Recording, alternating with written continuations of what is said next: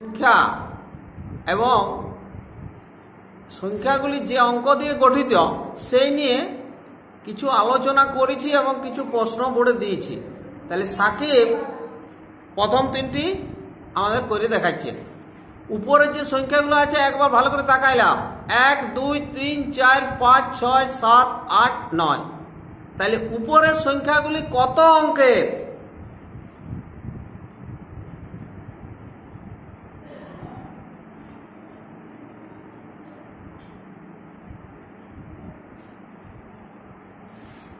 মুখে বলো।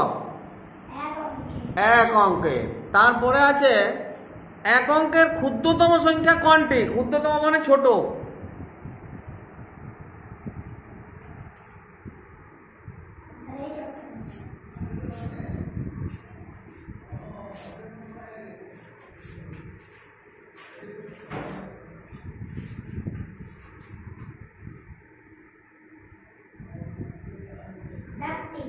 এক অঙ্কের ক্ষুদ্রতম সংখ্যা কোনটি?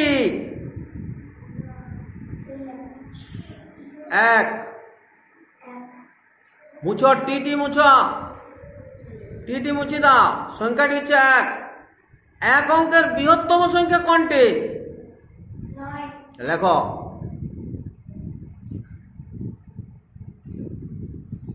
এবার দু অঙ্কের সংখ্যাগুলো তুমি দেখতে পাচ্ছ, 10 থেকে একবারে 99 পর্যন্ত, এগুলো সব দু অঙ্কের সংখ্যা। তার মানে এক একটা সংখ্যায় দুটি করে অঙ্ক আছে। তাহলে ওখানে কি লিখেছি? উপরের সংখ্যাগুলি কত অঙ্কের? দু অঙ্কের লেখো। উপরের ঘরটায় হ্যাঁ, দুই সংখ্যায় দুইটা লেখো অঙ্কের। জায়গা কম আছে।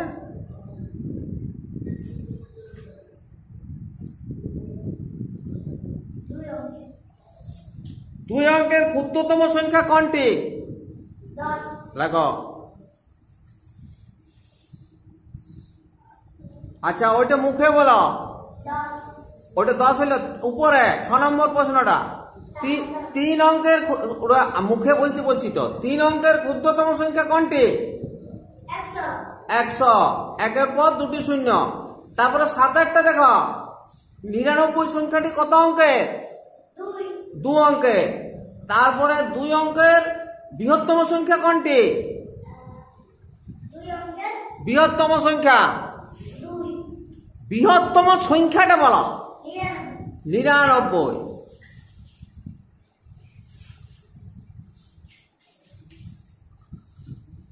এবার আছে 100 কত অঙ্কের সংখ্যা? 3 অঙ্কের। হ্যাঁ।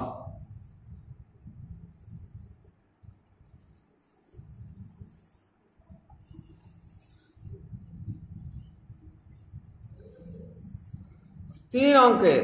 তাহলে আমরা সংখ্যা যে জিনিসগুলো দেখছি, সংখ্যা হচ্ছে এক বা একাধিক অঙ্কের সমষ্টি। সংখ্যা কি?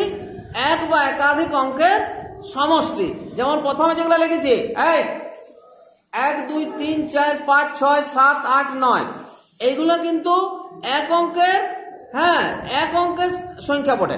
আর এইদিকে যেগুলো লিখেছি 10 থেকে 99, এগুলো হচ্ছে 2 অঙ্কের সংখ্যা। আর 100টা হচ্ছে 3 অঙ্কের সংখ্যা। তাহলে আমরা কি বলতে পারি? সংখ্যা হচ্ছে এক বা একাধিক অঙ্কের সমষ্টি। এক বা একাধিক অঙ্কের সমষ্টি। তাহলে সংখ্যাটা যে যে অঙ্কগুলো নিয়ে গঠিত, হ্যাঁ, যেমন 121, এখানে কটা অঙ্ক আছে? 121-এ ওখানে নাই। 121 একটা সংখ্যা আমি বললাম, এখানে কটা অঙ্ক আছে? 3টে অঙ্ক আছে। কি কি?